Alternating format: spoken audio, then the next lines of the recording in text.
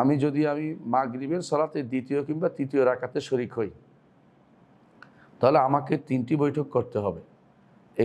এক্ষেত্রে আমাকে প্রথম দ্বিতীয় উভয় বৈঠকে রফল ইয়াদাইন করতে হবে, নাকি দ্বিতীয় বৈঠকে রফি ইয়াদাইন করলেই হবে? প্রিয় ভাই, রফি ইয়াদাইন কিন্তু বৈঠকের সুন্নত না, রফি ইয়াদাইন দাঁড়ানোর সুন্নত। এটা হচ্ছে বিষয়ত মত। আপনি বৈঠকে কেন বলছেন? আপনি হিসাব করবেন আপনার হিসাবে, যেটা এটা।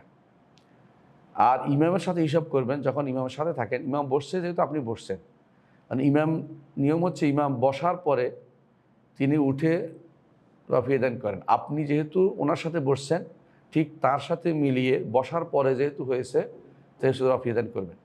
কিন্তু যে শেষ বৈঠকে বসেন, তাহলে রফি ইয়াদাইন করবেন না। এই জন্য যে শেষ বৈঠকে বসলে আপনি 1 টাকা তো পান নাই, আপনি এই সময় আর রফি ইয়াদাইন নাই। কেন রফি ইয়াদাইন নাই?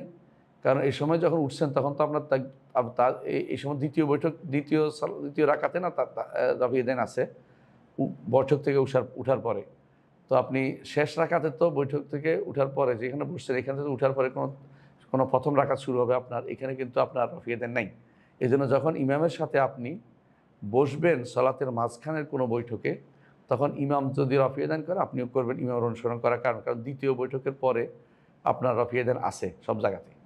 কিন্তু যখন তৃতীয় বৈঠকের পরে বা চতুর্থ বৈঠকের পরে, যে সমস্ত সালাত তৃতীয় বৈঠকের বা যে সমস্ত সালাত চতুর্থ বৈঠকে হয়, সেখানে আপনি যখন দাঁড়াবেন ইমামের সালাম ফিরানোর পরে, তখন আপনি আর রফি ইয়াদাইনটা করবেন না, আপনি হাত বেঁধে ফেলবেন, তাকবীর বলে উঠবেন। কেন? এই জন্য যে আপনি তখন এই সালাতে, মানে আপনি যেহেতু 1 রাকাতেও পান নাই, প্রথম রাকাতে আপনি আসছেন, এই সময় আলাদা কোনো রফি ইয়াদাইন নেই, আপনি রফি ইয়াদাইন করেই ঢুকছেন, ওয়াজিব রফি ইয়াদাইন করেই আপনি সালাতে ঢুকছেন, এখন আর রফি ইয়াদাইনটা আপনার নাই।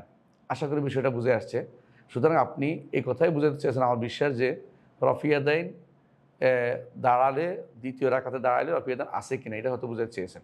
কিন্তু রফি ইয়াদাইন সালাতের মধ্যে বসার মধ্যে রফি ইয়াদাইন নাই। বসার মধ্যে রফি ইয়াদাইনের যে কেউ বলে থাকেন 2 সালাতের মাঝখানে রফি ইয়াদাইন, দুই এর মাঝখানে, 2 সেজদার মাঝখানে, এটা আসলে বিশুদ্ধ হাদিস দ্বারা প্রমাণিত হয়নি, এটা করা যাবে না। সুতরাং আপনি, আমার মনে হয় আপনি বুঝাতে চেয়েছেন যে দ্বিতীয় রাকাতের পরে দাঁড়ালে রফি ইয়াদাইন করবেন কি না। দ্বিতীয় রাকাতের পরে ইমাম সাহেব যদি কোনো বসে উঠেন দ্বিতীয় রাকাতে, আপনিও করবেন, এই জন্য ইমামের অনুসরণ করার কারণে করবেন। আর বসার পরে রফি ইয়াদাইন আসে এই জন্য, বসার পরে রফি ইয়াদাইন আসে এই জন্য।